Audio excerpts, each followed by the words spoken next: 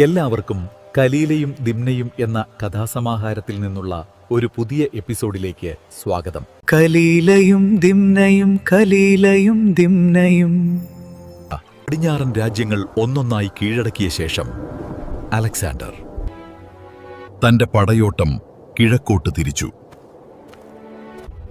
Persian രാജാക്കന്മാരെയും അയൽ രാജ്യങ്ങളെയും തന്നെ വാളിന്റെ കരുത്തിൽ കീഴടക്കിയ അദ്ദേഹം ഇനി മുന്നോട്ട് നീങ്ങേണ്ടത് ഇന്ത്യയിലേക്കാണെന്ന് തീരുമാനിച്ചു. അവിടെ ശക്തനായ ഒരു രാജാവുണ്ടായിരുന്നു, പുരു. അലക്സാണ്ടർ പതിവ് പോലെ പുരുവിന് ഒരു സന്ദേശമയച്ചു. എന്നെ അംഗീകരിക്കൂ, എന്റെ സാമന്തനായി തുടരൂ. പക്ഷേ പുരു കിരീടം നഷ്ടപ്പെടുന്നതിനേക്കാൾ മരണം തന്നെ മെച്ചമെന്ന് വിശ്വസിച്ചവൻ അലക്സാണ്ടറിന്റെ വെല്ലുവിളി സ്വീകരിച്ചു. യുദ്ധത്തിനുള്ള ഒരുക്കങ്ങൾ തുടങ്ങി. പുരു തന്റെ സൈന്യത്തെ സജ്ജമാക്കി. അനവധി ആനകൾ, വേഗമേറിയ കുതിരകൾ, വീരന്മാരായ പടയാളികൾ. ഒരു മഹായുദ്ധത്തിന്റെ ഗന്ധം ഭൂമിയിൽ പരന്നു. ഈ ഒരുക്കങ്ങളുടെ വാർത്ത അലക്സാണ്ടറിലെത്തി. ഒരു തോൽവി അതുതന്നെ മഹത്വത്തിന് കളങ്കമാകും, അദ്ദേഹം ചിന്തിച്ചു. അതിനാൽ അലക്സാണ്ടർ ഒരു വിചിത്രമായ തന്ത്രം ആവിഷ്കരിച്ചു. കുതിരകളും സൈനികരും പോലുള്ള പിച്ചള രൂപങ്ങൾ നിർമ്മിച്ചു. അവക്കുള്ളിൽ നാഫ്തയും സൾഫറും നിറച്ചു. സൈന്യത്തിന്റെ മുൻനിരയിൽ നിരത്തി യുദ്ധമാരംഭിച്ചു. പുരുവിന്റെ ആനകൾ ശക്തിയായി മുന്നോട്ട് നീങ്ങി. പക്ഷേ അവ ചുട്ടുപൊള്ളുന്ന പിച്ചള രൂപങ്ങളിൽ തൊട്ടമാത്രയിൽ ചിഹ്നം വിളിച്ചു തിരിഞ്ഞോടി. അലക്സാണ്ടറിന്റെ തന്ത്രം ഫലിച്ചു. പുരുവിന്റെ സൈന്യം സ്വന്തം ആനകളുടെ കാൽക്കീഴിൽ ചതഞ്ഞു. അലക്സാണ്ടർ വിളിച്ചു പറഞ്ഞു, മഹാരാജാവേ, തന്നെ സൈന്യത്തെ രക്ഷിക്കൂ. ഒരു രാജാവ് തന്റെ സൈന്യത്തെ അനാവശ്യമായി ബലിയർപ്പിക്കുന്നത് ഭീരുത്വമാണ്. വരൂ, നമുക്ക് ഒറ്റക്ക് പോരാടാം. ധീരനായ പുരു ഒരു നിമിഷം പോലും ആലോചിച്ചില്ല. അലക്സാണ്ടറിന്റെ വെല്ലുവിളി സ്വീകരിച്ചു. രണ്ടു രാജാക്കന്മാർ തമ്മിലുള്ള പോരാട്ടം തുടങ്ങി. ശക്തി ശക്തിയെ നേരിട്ടു. സമയം നീങ്ങിക്കൊണ്ടിരുന്നു. ആർക്കും തോൽവിയില്ല. അങ്ങനെ അവസാനം അലക്സാണ്ടർ വീണ്ടും തന്ത്രം പ്രയോഗിച്ചു. പെട്ടെന്ന് തന്റെ സൈന്യത്തിന് നേരെ തിരിഞ്ഞ് നിലവിളിച്ചു. ഈ സമയം പുരുവും തന്റെ സൈന്യത്തിന് നേരെ തിരിഞ്ഞു. ഒരു ചെറിയ അശ്രദ്ധ, അത് മതിയായിരുന്നു. അലക്സാണ്ടർ പിന്നിൽ നിന്ന് ആക്രമിച്ചു. പുരുവിനെ വെട്ടി വീഴ്ത്തി. രാജാവിനെ നഷ്ടപ്പെട്ട സൈന്യം കോപത്തോടെ വീണ്ടും പൊരുതി. പക്ഷേ അവർക്ക് ജയിക്കാൻ കഴിഞ്ഞില്ല. അങ്ങനെ അലക്സാണ്ടർ രാജ്യം കൈവശപ്പെടുത്തി. അലക്സാണ്ടർ ഒരു വൈസ്രോയിയെ അധികാരമേൽപ്പിച്ചു. അധികനാൾ നീണ്ടില്ല. ജനങ്ങൾ അന്യദേശക്കാരന്റെ ഭരണത്തിൽ അസ്വസ്ഥരായി. അവർ വൈസ്രോയിയെ പുറത്താക്കി. പുതിയ രാജാവിനെ തിരഞ്ഞെടുത്തു. അവന്റെ പേര് ദബ്ശലിം. ആദ്യത്തിൽ ദബ്ശലിം നല്ല ഭരണാധികാരിയായിരുന്നു.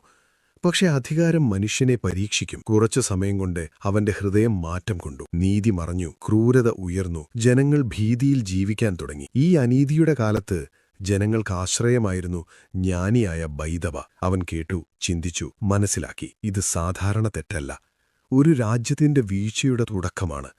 ബൈദവ തന്റെ ശിഷ്യന്മാരെ വിളിച്ചുകൂട്ടി. അവരെ നോക്കി തികഞ്ഞ വിശ്വാസത്തോടെ അദ്ദേഹം സംസാരിച്ചു. ഈ നിർണായക സമയത്തുപോലും നമ്മൾ മിണ്ടാതിരുന്നാൽ അത് നമ്മുടെ ജ്ഞാനത്തെ തന്നെ നിഷേധിക്കുന്നതാകും. കാരണം മിണ്ടാതിരിക്കുന്ന ജ്ഞാനം മരിച്ച ജ്ഞാനത്തോട് സമാനമാണ്. ബൈദവ പറഞ്ഞു, നമ്മൾ രാജ്യം വിട്ടു പോകാമോ? ഇല്ല. കാരണം രോഗം ഗുരുതരമായിരിക്കുമ്പോൾ വൈദ്യൻ രോഗിയെ ഉപേക്ഷിച്ചു പോകാത്തതുപോലെ രാജ്യം ദുരിതത്തിലാകുമ്പോൾ ജ്ഞാനികൾ അത് ഉപേക്ഷിക്കരുത്. എന്നാൽ നമുക്ക് തുറന്നു പോരാടാൻ കഴിയുമോ? ഇല്ല. കാരണം ക്രൂരമൃഗങ്ങളുടെയും വിഷമുള്ള ഉരകങ്ങളുടെയും സമീപത്തു പോകുന്നവർ എത്ര ജാഗ്രത പുലർത്തുന്നുവോ അതിനേക്കാൾ കൂടുതൽ ജാഗ്രതയാണ് ഒരു ക്രൂരാധിപതിയുടെ മുമ്പിൽ വേണ്ടത്. നമ്മുടെ ആയുധം വാളല്ല, ജ്ഞാനമാണ്. പോരാട്ടമല്ല, ഉപദേശമാണ്. ബൈദവ രാജാവിന്റെ അടുത്തെത്തി. ഉപദേശം ആരംഭിച്ചു. രാജാവേ, നിങ്ങൾ സത്യത്തിന്റെ പാതയിൽ നിന്ന് വഴിതെറ്റിയിരിക്കുന്നു. മഹത്വത്തിലേക്ക് നിങ്ങളെ നയിക്കേണ്ടിയിരുന്ന ഭരണരീതി ഇപ്പോൾ ജനങ്ങൾക്ക് ദുരിതം സൃഷ്ടിക്കുന്നതായിരിക്കുന്നു. നിങ്ങളുടെ നല്ല പേര് നിങ്ങൾ തന്നെ കളങ്കപ്പെടുത്തിക്കൊണ്ടിരിക്കുന്നു. ഒരു രാജാവിന്റെ മഹത്വം അവന്റെ ശക്തിയിലല്ല, അവന്റെ നീതിയിലാണ്. സത്യം പറഞ്ഞവനെ രാജാവ് സഹിച്ചില്ല. കോപം അവന്റെ വിവേകത്തെ മറച്ചു. ബൈദവയെ തടവിലാക്കി.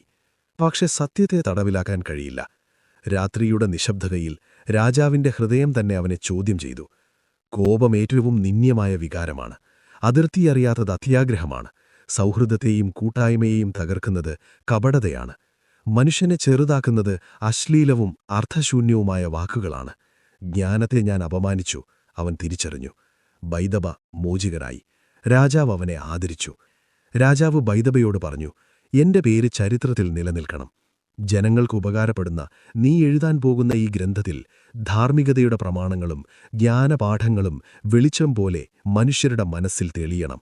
അതിനെ രസകരമായ കെട്ടുകഥകളിലൂടെ അവതരിപ്പിക്കണം. അവിടെ ഒരു പുതിയ യാത്ര ആരംഭിച്ചു. ബൈദബ ചിന്തിച്ചു, ഒരു തത്വചിന്തകന്റെ വായിൽ നിന്നുള്ള ജ്ഞാനം നിസ്സാരമായ സംഭാഷണവുമായി ചേർന്നാൽ അതിന്റെ മൂല്യം കുറയാം. അപ്പോൾ അദ്ദേഹത്തിനൊരു അത്ഭുതകരമായ ആശയം തോന്നി. മൃഗങ്ങളുടെ വായിലൂടെ സംസാരിപ്പിക്കുക.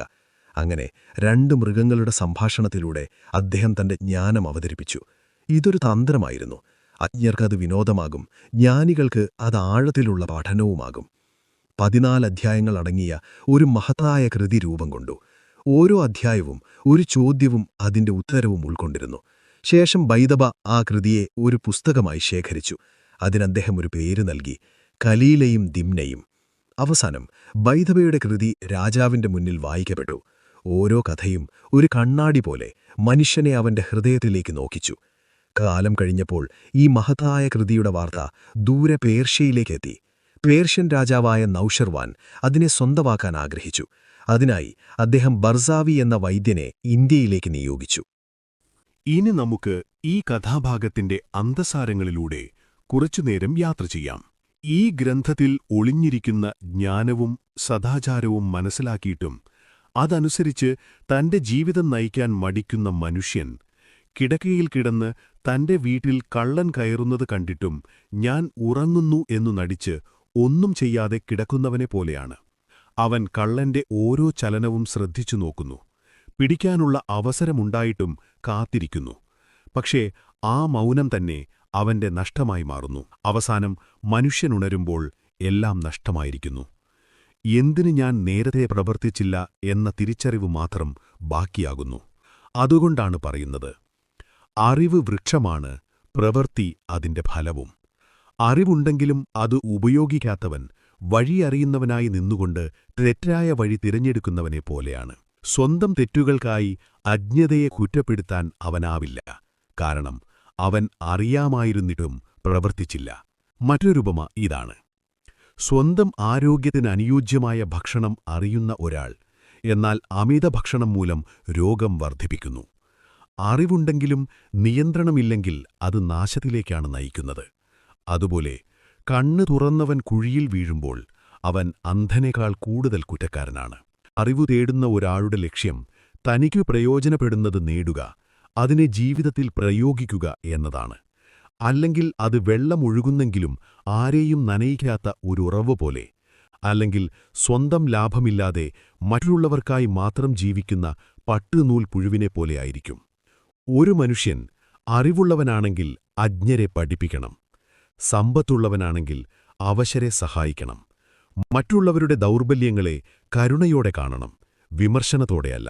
ഒരു മനുഷ്യൻ തന്റെ സമയം ചിലവഴിക്കുന്നത് യഥാർത്ഥ ലക്ഷ്യത്തിനല്ലെങ്കിൽ അവൻ നഷ്ടപ്പെടുത്തുന്നത് വിലയേറിയതായിരിക്കും. ഒരു വ്യാപാരിക്ക് സംഭവിച്ചതുപോലെ. ഒരു വ്യാപാരിക്ക് വളരെ വിലപ്പെട്ട ഒരു മുത്തുണ്ടായിരുന്നു. അത് സുരക്ഷിതമായി കൊണ്ടുപോകാൻ ഒരു തൊഴിലാളിയെ നിയോഗിച്ചു. ദിവസം 100 ദിനാർ പ്രതിഫലം. തൊഴിലാളിയെ വീട്ടിലേക്ക് കൊണ്ടുവന്നു. ഒരു മുറിയിൽ പ്രവേശിപ്പിച്ചു. അവിടെ ഒരു ജോഡി കൈത്താളങ്ങളുണ്ടായിരുന്നു. തൊഴിലാളി വ്യാപാരിയോട് ചോദിച്ചു, ഇത് വായിക്കാമോ? വ്യാപാരി പറഞ്ഞു, അതെ.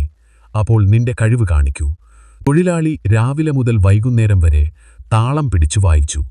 ശേഷം അവൻ പറഞ്ഞു, എന്റെ 100 ദിനാർ തരൂ. വ്യാപാരി പറഞ്ഞു, നീ ജോലി ചെയ്തിട്ടില്ല.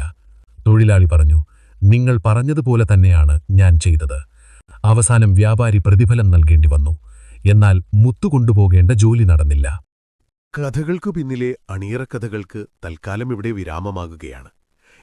ഇനി നമുക്ക് ദബ്ശലമിന്റെ ആ കൊട്ടാരത്തിലേക്ക് തന്നെ പോകാം. സുഹൃത്തുക്കൾക്കിടയിൽ ഒരു വഞ്ചക സുഹൃത്തിന്റെ അരങ്ങേറ്റമാണ് ദബ്ശലിം ആദ്യമായി ബൈദബയോട് ആവിഷ്കരിക്കാൻ ആവശ്യപ്പെട്ടത്. അങ്ങനെ ബൈദബ ആ കഥ പറഞ്ഞു. ദിസ്താവണ്ടിന്റെ നാട്ടിൽ ഒരു വൃദ്ധൻ ജീവിച്ചിരുന്നു. അദ്ദേഹത്തിന് 3 പുത്രന്മാരുണ്ടായിരുന്നു. ദിവസം അദ്ദേഹം അവരെ വിളിച്ചു പറഞ്ഞു, എന്റെ മക്കളെ, ഈ ലോകത്തിൽ മനുഷ്യൻ 3 കാര്യങ്ങൾ തേടുന്നു: സ്വാതന്ത്ര്യമെന്ന ഭാഗ്യം, ജീവിതത്തിലെ മാന്യത, ഭാവിയിലേക്കുള്ള സുരക്ഷ. എന്നാൽ ഇവ നേടാൻ 4 അടിസ്ഥാന നിബന്ധനകൾ അനിവാര്യമാണ്: സമ്പാദ്യത്തിൽ സത്യസന്ധത, നേടിയതിന്റെ സംരക്ഷണം, ഉൽപാദകരമായ തൊഴിൽ, അതിന്റെ ന്യായമായ ഉപയോഗം. ഇവയിൽ സത്യസന്ധതയില്ലെങ്കിൽ ഭാവിയെക്കുറിച്ചുള്ള പ്രതീക്ഷ ഭയത്തിലും ആശങ്കയിലും മുങ്ങിപ്പോകും. ലോകത്തുപോലും അവന്റെ പ്രതീക്ഷകൾ നിരാശയായി മാറും. സമ്പാദ്യം നഷ്ടപ്പെടും, സമ്പത്ത് തകർന്നു വീഴും, അല്ലെങ്കിൽ ഉപയോഗമില്ലാതെ കെട്ടിക്കിടക്കുന്ന ധനം ക്രമേണ ഇല്ലാതാകും. ഒരു പിശുക്കൻ പോലും ചെലവുകൾ നിയന്ത്രിക്കുന്നു എന്ന് കരുതുമ്പോഴും അവന്റെ സമ്പത്ത് അല്പാൽപമായി കുറഞ്ഞുകൊണ്ടേയിരിക്കും, പൂവിന്റെ മണം അല്പമല്പമായി വായുവിൽ ലയിക്കുന്നതുപോലെ. സമ്പത്ത് നിക്ഷേപിക്കുന്നതിൽ അശ്രദ്ധനാണെങ്കിൽ അതിൽ നിന്ന് അവന് ലാഭം കുറവും നഷ്ടം കൂടുതലും. വെള്ളം നിറയ്ക്കുന്ന അരുവികളില്ലാത്ത തടാകം പോലെ അതൊടുവിൽ ശൂന്യമായി തീരും. കാലം കടന്നു. മൂത്തപുത്രൻ മിയൂൺ ദേശത്തേക്ക് യാത്രയായി. ഷാൻസബയും ബെന്തനെയും 2 കാളകൾ വലിക്കുന്ന രഥത്തിലായിരുന്നു അവന്റെ യാത്ര. വഴിയിൽ ചെളിയുള്ള പ്രദേശത്തെത്തിയപ്പോൾ ഷാൻസബെ ചെളിയിൽ കുടുങ്ങി. എത്ര ശ്രമിച്ചിട്ടും അവനെ പുറത്തെടുക്കാൻ കഴിഞ്ഞില്ല. അവസാനം ക്ഷീണിച്ച യാത്രക്കാരൻ കോപത്തോടെ കാളയെ ചില ആളുകളുടെ സംരക്ഷണത്തിൽ വിട്ട് യാത്ര തുടർന്നു. പിന്നീടവൻ പിന്തുടരുമെന്ന പ്രതീക്ഷയിൽ. എന്നാൽ അവനെ നോക്കാൻ നിയോഗിച്ച ആളുകൾ രാത്രി മുഴുവൻ കാത്തിരുന്നിട്ടും ഒടുവിൽ മടുത്ത് കാള ചത്തു എന്ന് തെറ്റായി യജമാനനോടറിയിച്ചു. ഇത് മനുഷ്യജീവിതത്തിന്റെ സത്യമാണ്. മരണസമയമെത്തുമ്പോൾ മനുഷ്യന്റെ ശ്രമങ്ങളെല്ലാം വിഫലമാകും. അവന്റെ ജാഗ്രതയ്ക്കുപോലും വിധിയെ തടയാൻ കഴിയില്ല. അതൊരു മനുഷ്യനെ പോലെയാണ്. വന്യമൃഗങ്ങൾ നിറഞ്ഞ മരുഭൂമിയിൽ ഒരു ചെന്നായ അവനെ പിന്തുടരുന്നു. രക്ഷപ്പെടാൻ വഴിതേടിയവൻ ഒരു നദിയുടെ കരയിലെത്തുന്നു. ഭയത്തിൽ അവൻ നീന്താനറിയാതെ വെള്ളത്തിലേക്ക് എടുത്തു ചാടുന്നു. അവൻ മുങ്ങിപ്പോകാൻ പോകുമ്പോൾ നദീകരയിലെ ആളുകൾ അവനെ രക്ഷപ്പെടുത്തി ഒരു കുടിലിൽ പാർപ്പിക്കുന്നു. പക്ഷെ ആ രാത്രി തന്നെ കൊള്ളമുതലുകൾ വീതം വയ്ക്കാനായി കള്ളന്മാർ ആ കുടിലിൽ വന്നു കയറുന്നു. കള്ളന്മാരെ ഭയന്ന് അവൻ പുറത്തേക്കോടി. കള്ളന്മാരിൽ നിന്ന് രക്ഷപ്പെട്ടവൻ ആശ്വാസത്തോടെ ഒരു മതിലിൽ ചാരി നിൽക്കുന്നു. എന്നാൽ അവസാനം ആ മതിൽ അവന്റെ ശരീരത്തിലേക്ക് മറിഞ്ഞു വീഴുന്നു. ഇങ്ങനെ ഓരോ അപകടങ്ങളിൽ നിന്നുള്ള രക്ഷപ്പെടലുകളും അടുത്തതിലേക്കുള്ള കാൽവെപ്പുകളാകുന്നു. ഇടയിൽ ഉപേക്ഷിക്കപ്പെട്ട ഷാൻസബെ കാള ചെളിയിൽ നിന്ന് സ്വയം രക്ഷപ്പെട്ടു. സമൃദ്ധമായ മേച്ചിൽപ്പുറങ്ങളിൽ മേഞ്ഞു. അവൻ ശക്തന. അടുത്തുള്ള വലിയ വനത്തിൽ പിങ്കളകനെന്ന സിംഹം രാജാവായി വാണിരുന്നു. അവന്റെ ചുറ്റും ചെന്നായക്കൾ, കുറുക്കന്മാർ, ചീറ്റപ്പുലികൾ തുടങ്ങി നിരവധി മൃഗങ്ങളുണ്ടായിരുന്നു. എന്നാൽ പിങ്കളകന് തന്റെ ജ്ഞാനത്തിലും ശക്തിയിലും അമിതമായ അഭിമാനമായിരുന്നു. അവൻ മറ്റാരുടെയും ഉപദേശം സ്വീകരിക്കാറില്ല. ഒരു ദിവസം ഷാൻസബയുടെ ഉച്ചത്തിലുള്ള അലർച്ച കേട്ടപ്പോൾ പിങ്കളകൻ ഭയപ്പെട്ടു. ഭയം കാരണം അവൻ പുറത്തിറങ്ങാതെയായി. ഇപ്പോൾ ഇവിടെ ഈ കഥയിലെ പ്രധാന കഥാപാത്രങ്ങൾ അവതരിക്കുന്നു: കലീലയും ദിമ്നയും. പിങ്കളകന്റെ പരിചരകളിൽപ്പെട്ട 2 കുറുക്കന്മാർ. രാജാവിന്റെ ഉച്ഛിഷ്ടം സ്വപ്നം കണ്ടിരുന്ന തന്ത്രശാലികൾ.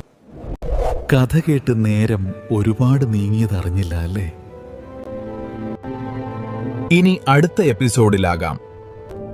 അതുവരെ എല്ലാവർക്കും നല്ല ദിനങ്ങൾ ആശംസിക്കുന്നു. നന്ദി, നമസ്കാരം. കലീലയും ദിമ്നയും, കലീലയും ദിമ്നയും.